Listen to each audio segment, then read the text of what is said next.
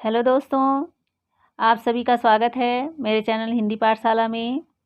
आज के वीडियो में हम क्लास 7th के हिंदी पाठ्य पुस्तक के चैप्टर 3 हिमालय की बेटियां नामक पाठ का प्रश्न अभ्यास करेंगे।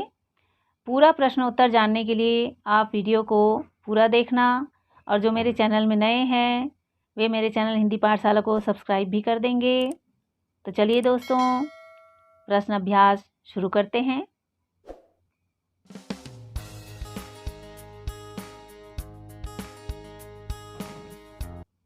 पाठ का पहला प्रश्न है,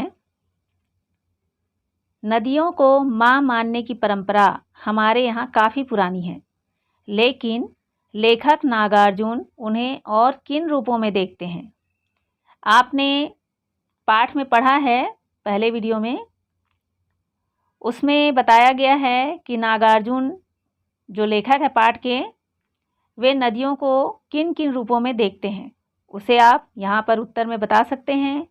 पूरे देश में नदियों को माँ के रूप में माना जाता है। यह परंपरा काफ़ी पुराने समय से चलती चली आ रही है, लेकिन इस पाठ में लेखक नागार्जुन ने नदियों को बेटी, प्रेयसी व बहन के रूप में भी देखा है।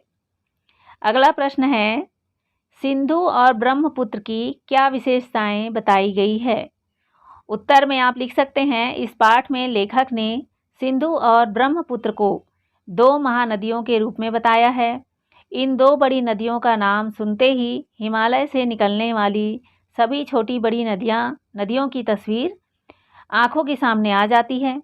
ये दोनों महानदियाँ हिमालय के पिघले दिल से निकले एक एक बूंद से बनी है। यह समुद्र कितना सौभाग्यशाली है जिसे हिमालय की इन दो बेटियों का हाथ पकड़ने का श्रेय मिला। तो यहाँ पर बताया गया है उत्तर में कि हिमालय के जमे हुए बर्फ पिघलकर नदी के रूप में प्रवाहित हो रहे हैं, जो सिंधु और ब्रह्मपुत्र नदी के नाम से प्रसिद्ध हुए। प्रश्न तीसरा है, काका ने अर्थात काका कालेलकर ने नदियों को लोक माता क्यों कहा है? तो उत्तर में आप बता सकते हैं, नदियों को लोक माता कहने के पीछे काका कालेलकर का नदियों के प्रति सम्मान है, क्योंकि ये नदियाँ हमारा आरंभिक काल से ही माँ की भांति भरण पोषण करती आ रही है। ये हमें पीने के लिए पानी देती है, तो दूसरे तरफ इसके द्वारा लाई गई उपजाऊ मिट्टी खेती के लिए बहुत उपयोगी होती है। ये मछली पालन में भी बहुत उपयोगी है। अर्थात ये नदियाँ सदियों से हमारी जीविका का साधन रही है। हिंदू धर्म में तो ये नदियाँ पौराणिक आधार पर भी विशेष पूजनीय है। हिंदू धर्म में तो जीवन की अंतिम यात्रा भी इन्हीं से मिलकर समाप्त हो जाती है। इसलिए ये हमारे लिए माता के समान है, जो सबका कल्याण करती है। अंतिम यात्रा का मतलब यहाँ क्या बताया गया है कि जब व्यक्ति की मृत्यु होती है तो उसके दाह संस्कार के बाद उसकी अस्थियों का विसर्जन नदियों में कर दिया जाता है, पवित्र नदियों में, ताकि व्यक्ति की आत्मा को, मृत व्यक्ति की आत्मा को मोक्ष मिल सके। तो यहाँ पर बताया गया है कि अंतिम यात्रा भी नदियों से ही मिलकर समाप्त होती है और व्यक्ति के जीवन का आरंभ भी नदियों से ही और नदियों के द्वारा माँ की भांति भरण पोषण से शुरू होती है। अगला प्रश्न है, हिमालय की यात्रा में लेखक ने किन किन की प्रशंसा की है?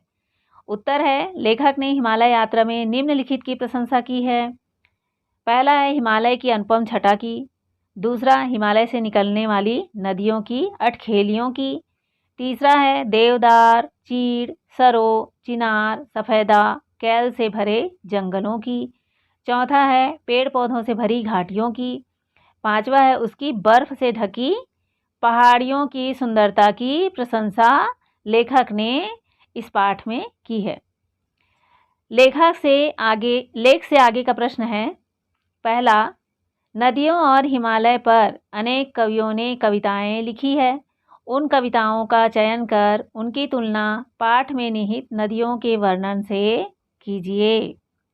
तो हिमालय और नदियों संबंधी कविताएं अनेक कवियों ने पहले भी लिखी है और उन कविताओं को चुनकर आप उनकी तुलना इस पाठ में निहित नदियों के वर्णन से आप कर सकते हैं।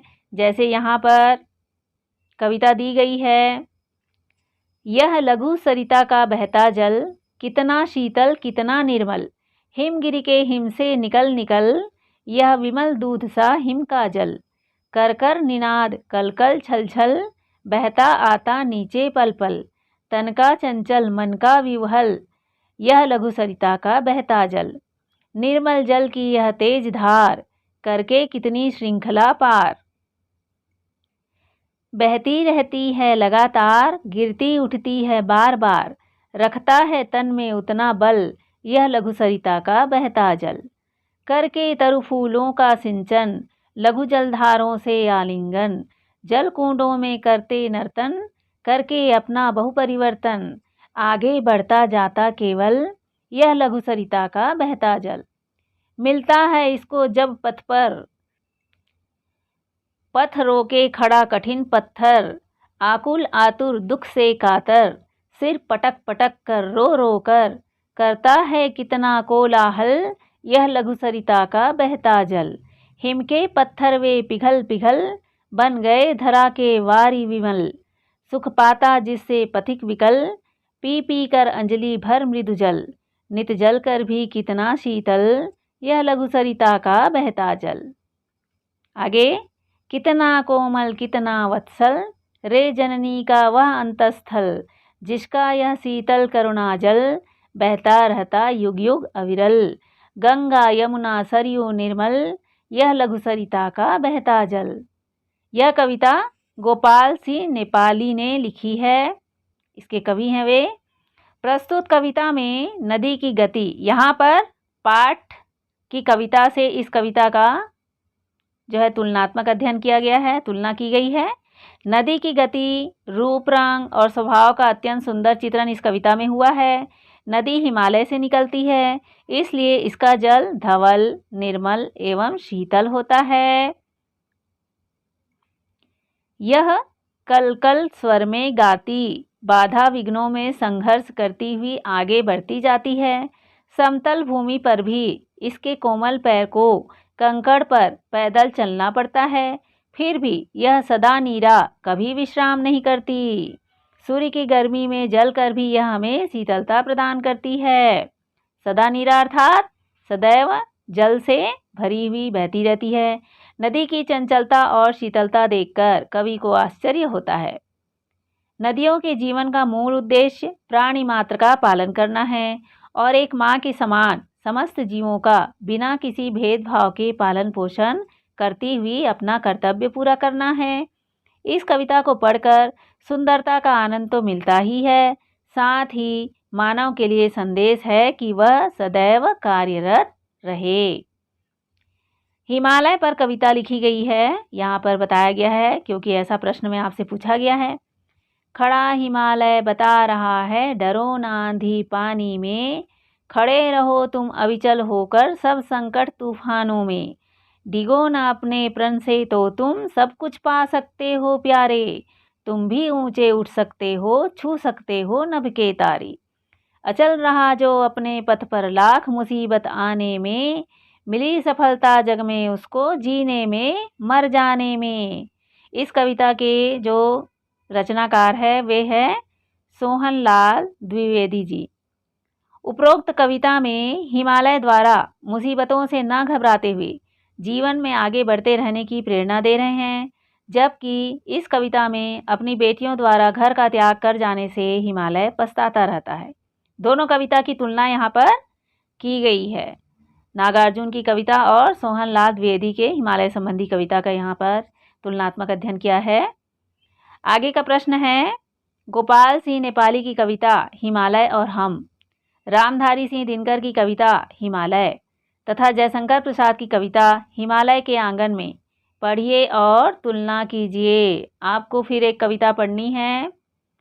जो कवि यहाँ पे दिए गए हैं उनकी कविता है गोपाल सिंह नेपाली की कविता हिमालय और हम, रामधारी सिंह दिनकर की कविता हिमालय। ये कविता यहाँ पर दी गई है, उसे पढ़ के आपको तुलनात्मक अध्ययन करना है। उत्तर है कविता हिमालय और हम से दिया गया है। इनके कवि है गोपाल सिंह नेपाली जी। कविता इस प्रकार है, इतनी ऊंची इसकी चोटी कि सकल धरती का ताज यही, पर्वत पहाड़ से भरी धरा पर केवल पर्वत राज यही, अंबर में सिर पाताल चरण, मन इसका गंगा का बचपन, तन वरन वरन मुख निरावरण, इसकी छाया में जो भी है वह मस्तक नहीं झुकाता है, गिरिराज हिमालय से भारत का कुछ ऐसा नाता है। दूसरा है, जैसा यह अटल अडिग अविचल वैसे ही है भारतवासी, है अमर हिमालय धरती पर तो भारतवासी अविनाशी, कोई क्या हमको ललकारे, क्या कभी न हिंसा से हारे, दुख देकर हमको क्या मारे, गंगा का जल जो भी पी ले वह दुख में भी मुस्काता है, गिरिराज हिमालय से भारत का कुछ ऐसा ही नाता है। तीसरा है, अरुणोदय की पहली लाली, इसको ही चूम निखर जाती, फिर संध्या की अंतिम लाली, इस पर ही झूम बिखर जाती, इन शिखरों की माया ऐसी, जैसा प्रभात संध्या वैसी, अमरों को फिर चिंता कैसी, इस धरती का हर लाल खुशी से उदय अस्त अपनाता है, गिरिराज हिमालय से भारत का कुछ ऐसा ही नाता है। यहाँ पर तुलना की गई है इस कविता की, प्रस्तुत कविता हिमालय की बेटियां के साथ। इस कविता की तुलना यदि हम पाठ हिमालय से करें तो पाएंगे कि गोपाल सिंह नेपाली ने इस कविता में यह दर्शाया है कि हिमालय का भारतवासियों से प्राचीन काल से ही अत्यंत घनिष्ठ संबंध है। भारत धरती का मुकुट, हिमालय पर्वत अपनी जड़ों को पाताल तक ले जाए हुए हैं, उसके धवल शिखर आकाश का चुंबन करते हैं, सुबह और शाम के समय सूर्य की लालिमा इसे चूम कर निखर उठती है, इसकी छाया सागर और गंगा के समान लंबी है, यह अचल और अडिग है, बादल और तूफान इससे टकराकर अपनी हार मान लेते हैं। किससे टकराकर? हिमालय से। भारतवासियों के जीवन पर हिमालय का स्पष्ट प्रभाव है, क्योंकि वे भी हिमालय की तरह आत्माभिमानी और दृढ़ निश्चयी है। हिमालय से निकलने वाली गंगा की पावन धारा सभी के दुखों को समाप्त कर देती है। यही कारण है कि यहाँ गांधी जैसे कर्मठ और युग चेता महापुरुषों ने जन्म लिया है। यहाँ पर हिमालय की महत्ता और गंगा की महत्ता दोनों का महत्व बताया गया है कि दोनों कितने महान हैं, कितने पवित्र हैं, जिसके स्पर्श से व्यक्ति का जीवन आत्माभिमान और दृढ़ निश्चय से भर उठता है। जबकि पाठ हिमालय में लेखक नागार्जुन ने, अर्थात हिमालय की बेटियां नामक पाठ में लेखक नागार्जुन ने यह दर्शाया है कि हिमालय पर्वत से निकलने वाली नदियां किस स्वरूप से हिमालय की गोद से निकलती है। हिमालय उनका पिता और निकलने वाली नदियां उसकी बेटियां प्रतीत होती है। तो यहाँ पर भी प्रस्तुत कविता और उत्तर में दी गई कविता का तुलनात्मक अध्ययन किया गया है। आगे का प्रश्न देखें। यह लेख 1947 में लिखा गया था। तब से हिमालय से निकलने वाली नदियों में क्या क्या बदलाव आए हैं?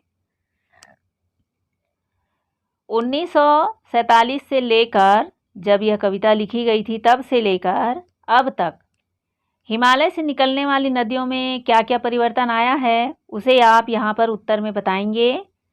यहाँ उत्तर है, 1947 से लेकर आज तक हिमालय से नदियाँ उसी प्रकार बह रही है जैसे पहले बहा करती थी, लेकिन अब हिमालय से निकलने वाली नदियों का जल प्रदूषण का शिकार हो चुकी है।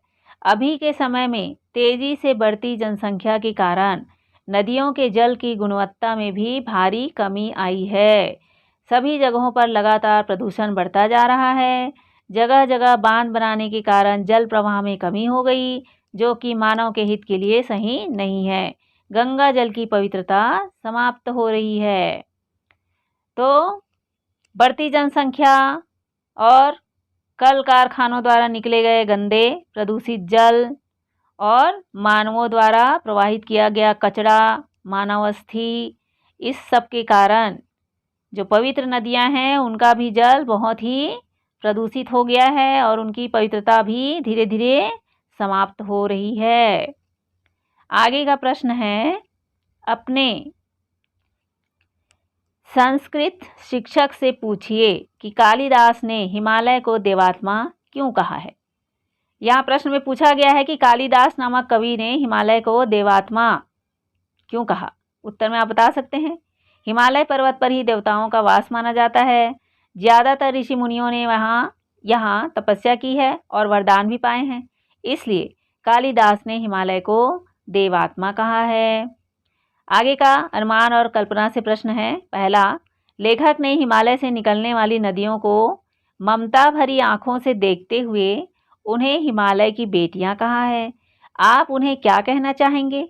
नदियों की सुरक्षा के लिए कौन कौन से कार्य हो रहे हैं? जानकारी प्राप्त करें और अपना सुझाव दें। यहाँ पर आपको अपनी राय लिखना है कि आप नदियों को क्या कहना चाहेंगे। पाठ में लेखक ने नदियों को हिमालय की बेटियां कहा है, तो आप अपनी दृष्टि में क्या मानते हैं नदियों को, और आज के ज़माने में नदियों की सुरक्षा के लिए कौन कौन से कार्य हो रहे हैं, उसकी भी जानकारी आपको यहाँ पर देना है। जैसे यहाँ उत्तर में लिखा है, लेखक ने नदियों को हिमालय की बेटियां कहा है क्योंकि वह नदियों का उद्गम स्थल है। उद्गम स्थल अर्थात जहाँ से नदियों का उद्गम हुआ है या नदियों का जन्म हुआ है। परंतु हम इन सभी नदियों को माँ का स्थान देना चाहेंगे क्योंकि वे हमें और धरती दोनों को जल प्रदान करती है। ये नदियाँ हमारी प्यास तो बुझाती ही है, साथ ही खेतों की भी प्यास बुझाती है। नदियों की सुरक्षा के लिए सरकार प्रयास तो कर रही है, लेकिन अभी तक उनमें गिरने वाले कारखानों के कचरे को रोका नहीं जा सका है। फिर भी नदियों की सुरक्षा के लिए हमारे देश में कई योजनाएं बनाई जाती रही है, जो कि निम्न है। नदियों के जल को प्रदूषण से बचाना, जल का कटाव रोकना, नदियों की सफाई की उचित व्यवस्था करना आदि है। नदियों की सफाई की उचित व्यवस्था की जाए, उनमें कचरे फेंकने पर रोक लगाई जाए, कल कारखानों से निकलने वाले दूषित जल, रसायन तथा शव प्रवाहित करने पर रोक लगाई जाए। अतः नदियों की पवित्रता बनाए रखने के लिए जन चेतना जगानी होगी। सरकार को भी कड़े उपाय करने होंगे। यहाँ पर नदियों में अन्य प्रदूषित सामग्री के अलावा जो मृत शरीर बहाया जाता है, उस पर भी रोक लगाने के लिए कहा गया है।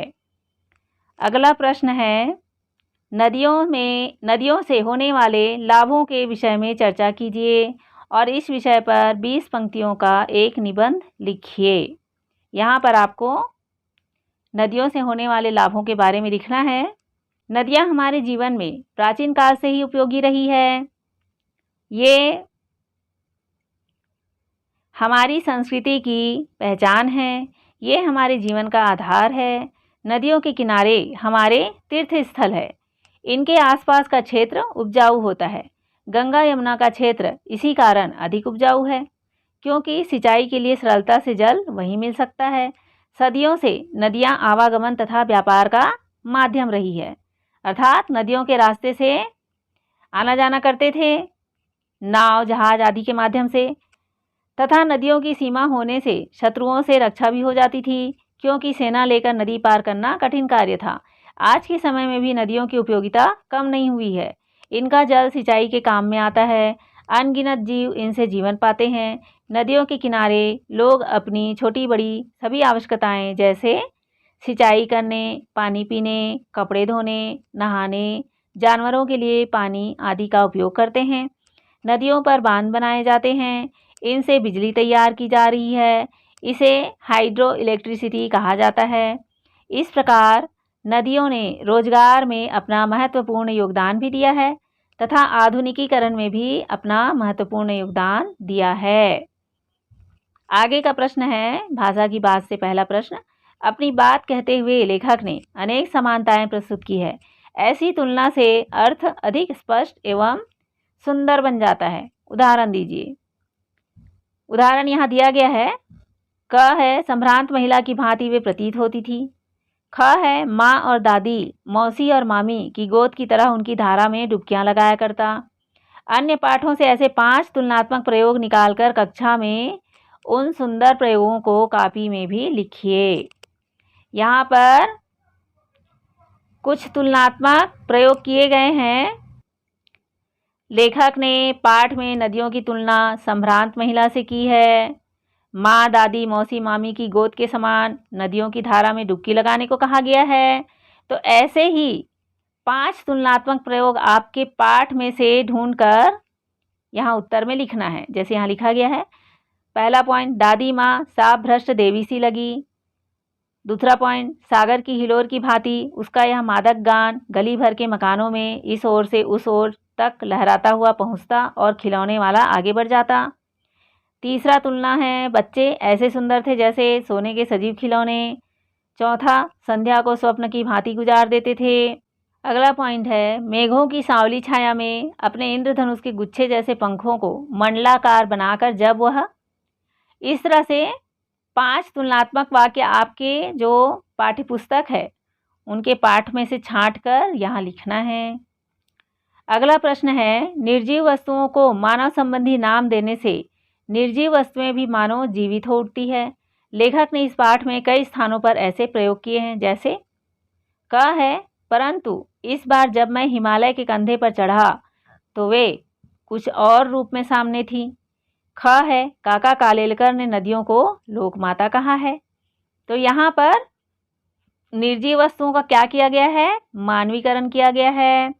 और आपको उदाहरण के तौर पे यहाँ बताया भी गया है क और ख वाक्य के रूप में। पाठ से इसी तरह के और उदाहरण ढूंढकर आपको उत्तर में लिखना है, जैसे यहाँ लिखा गया है। पाठ से लिया गया अन्य उदाहरण है, संभ्रांत महिला की भांति प्रतीत होती थी। इनका उछलना और कूदना, खिलखिलाकर हंसते जाना, इनकी भावभंगी, इनका यह उल्लास कहाँ गायब हो जाता है। अगला है, माँ बाप की गोद में नंग धड़ंग होकर खेलने वाली इन बालिकाओं का रूप पहाड़ी आदमियों के लिए आकर्षक भले न हो। अगला पॉइंट है, पिता का विराट प्रेम पाकर भी अगर इनका मन अतृप्त ही है तो कौन होगा जो इनकी प्यास मिटा सकेगा। अगला वाक्य है, बूढ़े हिमालय की गोद में बच्चियां बनकर ये कैसे खेला करती है। अगला वाक्य है, हिमालय को ससुर और समुद्र को उसका दामाद कहने में कुछ भी झिझक नहीं होती है। इस प्रकार इन वाक्यों के माध्यम से लेखक ने हिमालय, नदियाँ और समुद्र का मानवीकरण किया है, उनसे मानवीय संबंध स्थापित किया है। अगला प्रश्न है, पिछली कक्षा में आप विशेषण और उसके भेदों से परिचय प्राप्त कर चुके हैं। नीचे दिए गए विशेषण और विशेष्य का मिलान कीजिए। आपने पिछली कक्षाओं में विशेषण और विशेष्य की परिभाषा को पढ़ा होगा। मैंने वीडियो भी बनाया है इसका, आप उसे देख सकते हैं। और यहाँ पर भी जानकारी दे देती हूँ कि संज्ञा और सर्वनाम की विशेषता बताने वाले शब्द को विशेषण कहा जाता है और जिसकी विशेषता बताई जाती है उसे विशेष्य कहा जाता है। तो यहाँ पर विशेषण और विशेष्य अलग अलग छांट कर लिखा गया है। जैसे संभ्रांत विशेषण है और महिला विशेष्य है। महिला की विशेषता बताई जा रही है कि वो संभ्रांत है, सभ्य है, उच्च कुल की है। नदियों की विशेषता बताई जा रही है कि वो चंचल है। समतल विशेषता है आंगन की। और जंगल की विशेषता बताई जा रही है, घना घना है जंगल। और वर्षा मूसलाधार हो रही है। तो यहाँ पर इस प्रकार से विशेषण और विशेष को अलग करके बताया गया है, आपको मैच करना है। अगला प्रश्न है, द्वंद्व समास के दोनों पद प्रधान होते हैं। इस समास में और शब्द का लोप हो जाता है, अर्थात छिप जाता है। जैसे राजा रानी द्वंद्व समास है, जिसका अर्थ है राजा और रानी। पाठ में कई स्थानों पर द्वंद्व समासों का प्रयोग किया गया है। इन्हें खोजकर वर्णमाला क्रम में लिखिए। तो उत्तर में आप बता सकते हैं, पाठ में कई जगह इसका उदाहरण है, जैसे उछलना कूदना अर्थात उछलना और कूदना, माँ बाप अर्थात माँ और बाप, दुबली पतली अर्थात दुबली और पतली, भाव भंगी अर्थात भाव और भंगी, नंग धड़ंग अर्थात नंग और धड़ंग। इस तरह से द्वंद्व समास का पाठ में प्रयोग हुआ है। अगला प्रश्न है, नदी को उल्टा लिखने से दीन होता है, जिसका अर्थ होता है गरीब।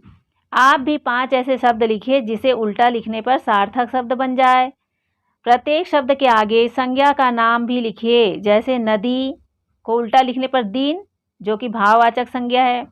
यहाँ पर संज्ञा के प्रकार के बारे में,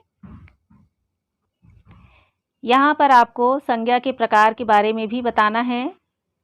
मैंने भी संज्ञा की परिभाषा और संज्ञा के प्रकार के वीडियो बनाए हैं, और उस वीडियो के लिंक डिस्क्रिप्शन बॉक्स पर दिया गया है, उसे क्लिक करके आप संज्ञा के बारे में जान सकते हैं। तो इस प्रश्न के उत्तर में आप यहाँ कुछ उदाहरण बता सकते हैं इस प्रकार से, जैसे यहाँ दिया गया है जरा, जरा का उल्टा राज, ये भाववाचक संज्ञा है। मरा, मरा का उल्टा राम लिखा गया है, ये व्यक्तिवाचक संज्ञा है।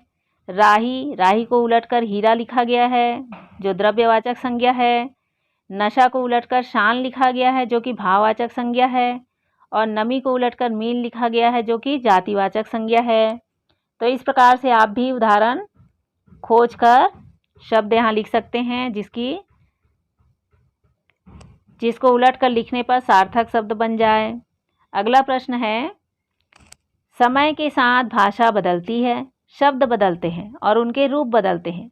जैसे बेतवा नदी के नाम का दूसरा रूप वेत्रवती है।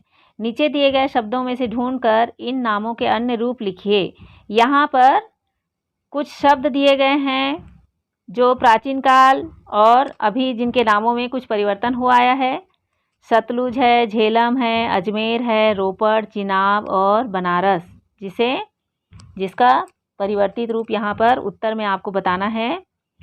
उत्तर है, सतलुज को सतद्रुम कहते थे, रोपड़ को रूपपुर कहते थे, झेलम को वितस्ता कहते थे, चिनाब को विपाशा कहते थे, अजमेर को अजय मेरू कहते थे, बनारस को वाराणसी कहते थे। तो प्राचीन काल के नाम में और अभी के नाम में कुछ परिवर्तन आ गया है, जिसे यहाँ पर बदलकर बताना है।